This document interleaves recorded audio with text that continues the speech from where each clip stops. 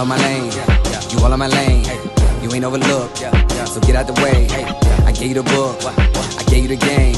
The boy gotta cook, the boy got a flame, Serving in the kitchen like you need no. Plenty pitching, whipping different flavors like a bistro. Kick it, dip it, flipping, keep it hunting like a seed note. Switching, keep it pimping every single place that he go. I got it. Lathan got the flame, Lathan got the flame. Boy, you know the name, get up out the way.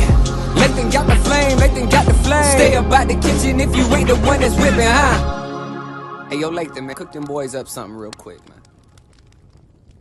Hey, what's going on, YouTube? And welcome back to my channel. Now today we got the most incredible truffle fries. So the first thing you want to do is get you a potato. Now if you're making more than one serving, get you multiple potatoes. But for me here, I'm only making one serving.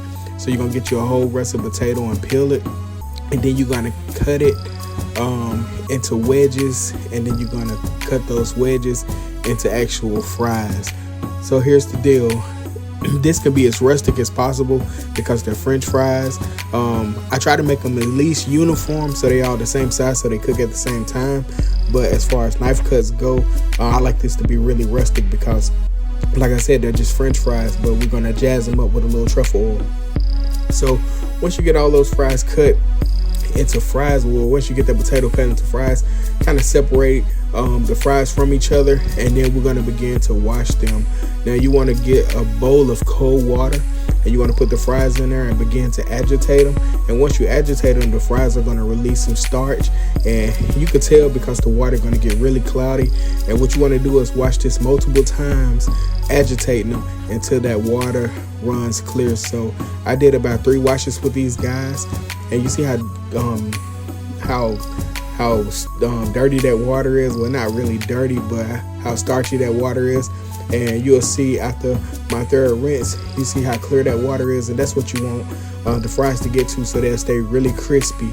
So once you get to that point, go ahead and pop it in a fryer, and the first temperature you want to go at is 250 degrees Fahrenheit.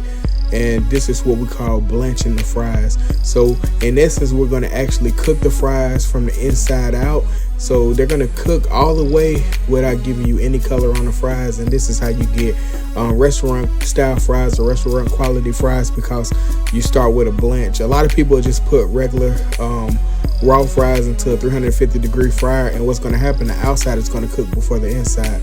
So by blanching them, you see the fries are really done. And I just broke one open so you can see the inside and see how it's done, and you see how flexible they are.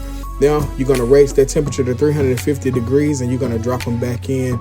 So we blanched them for 7 minutes, and then we're going to fry them for 3 minutes. And you can tell in the fry is very quick, but all we're doing is browning the outside because the inside of the fry is completely ready. So once you get that golden brown color like that, beautiful fry color, I'm telling you, they're great, they're done. So you're going to take and let them drain, and then pop them directly into the bowl.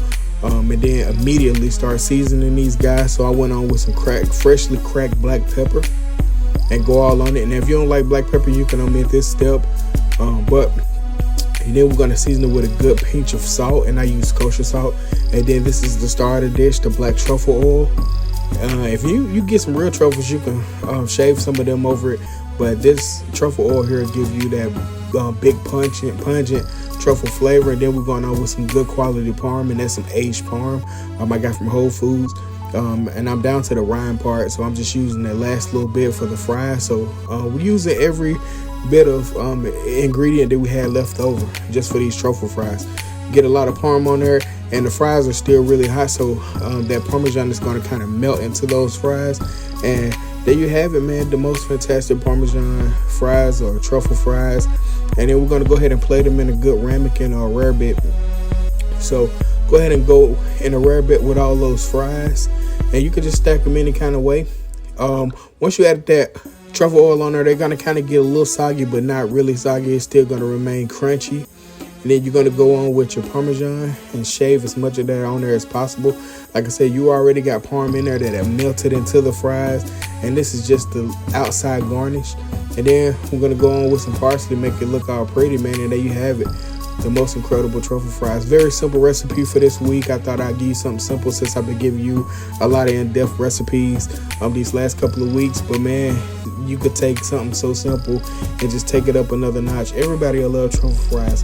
Truffle fries is like this fancy tasting fry, very pungent from the truffle oil and the Parmesan, especially when you're using good aged Parmesan. But yeah, there you have it, man. The most incredible truffle fries from the Bistro. I want to thank you guys for checking this video out. Like, comment, share, subscribe. The channel is growing and I'm loving you guys. We're almost at 2,000 subscribers, so thank you. So yeah, man, keep sharing the channel, man. Thank you guys for checking this video out. Truffle fries from the Bistro. I'm out.